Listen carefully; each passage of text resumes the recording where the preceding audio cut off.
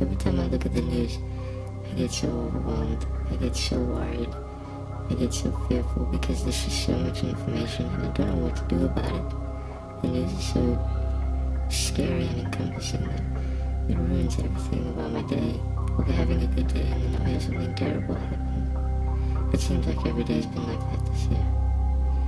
I hate the news. Lately I don't want to look at the news anymore. I feel so overwhelmed, I feel so stressed and anxious all the time.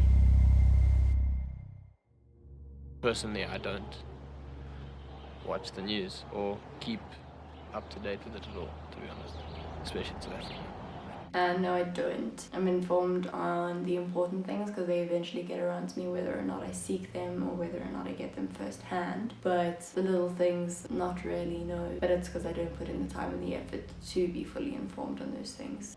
I believe I'm very much fully informed on South African news. I can rely on South African news to be fully independent and unbiased, unlike Western news sources like in the United States, where news sources tend to be politicized and funded by various political groups. I believe South Africa is one I can fully trust. The American politics always, the conversation will always dominate any social sphere. Our actual politics has remained incredibly unique and authentic, which is in its own way cool. I don't think any of our representatives have ever attempted to be kind of caricatures where you vote for the person, not the party. Hasn't really got to us, really, I don't think. I think we've still kept, you vote for the party, not the people in the party, unfortunately, sometimes.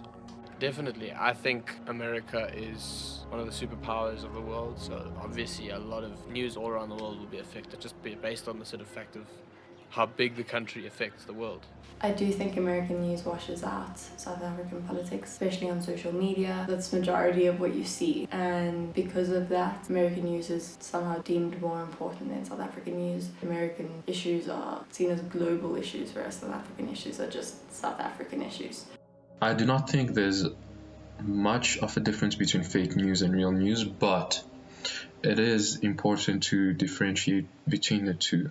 I am not sure how to differentiate because the fake news and real news tend to be more and more hard to differentiate, in a sense where when you look at the news online or you look at topics and articles online, it just reaffirms your beliefs. So, for example, if you believe Trump is the savior of the earth, there are plenty of articles that will keep you in that bubble that will say Trump is the savior of the earth. That's tough. I think it's usually, you just don't take it at face value and you just read the article. If you find the same story from a bunch of different sources, then I would probably assume that it's true. The internet makes it easier for stupidity to spread, yes. So I will write up the earth is flat, and someone on the internet will be like, oh my days, look, someone believes the earth is flat. Surely other people are wrong, and thus I could start a cult. The worst fake news I've ever heard of was personnel in Johannesburg who was selling photos of heaven for 2,000 Rand a picture.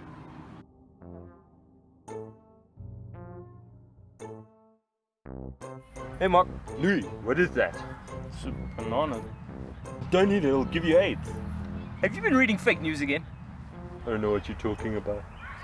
This just in, aliens have landed, and the question on everyone's mind is, are they sexy? New medical journal has shown that annoying friends actually cause you to gain tumors. And Karen, if you're still with me, I just wanted to let you know, breaking news, Bill Gates has been spotted in South African parks wielding bananas that contain AIDS. We go live to the situation.